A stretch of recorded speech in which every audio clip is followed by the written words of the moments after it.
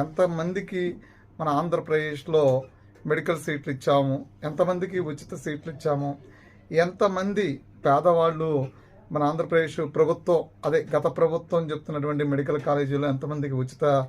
సీట్లు ఇచ్చింది, ఎంతమంది చదువుకున్నారు, వైద్య విద్య ఎంతమంది చదువుకున్నారు అనేది ఇదేమి ఎరగనండి, జనం ఎరగనటువంటి సత్యమేమి కాదు. అంటే పోయే వాళ్ళందరూ కూడా, దారిని పోయే వాళ్ళందరూ కూడా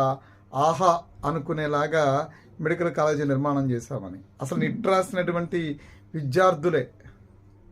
ఆహా అనుకోలేనటువంటి పరిస్థితిలో ఆంధ్రప్రదేశ్ గత 5 ఏళ్లలో వైద్య విద్య అందని ద్రాక్షలాగా మారి వైద్య విద్యార్థులకి ఒక ఉరితాడులా నిట్ రాసినటువంటి విద్యార్థులకి ఒక ఉరితాడిలాగా అందని ద్రాక్షలాగా ఆ వైద్య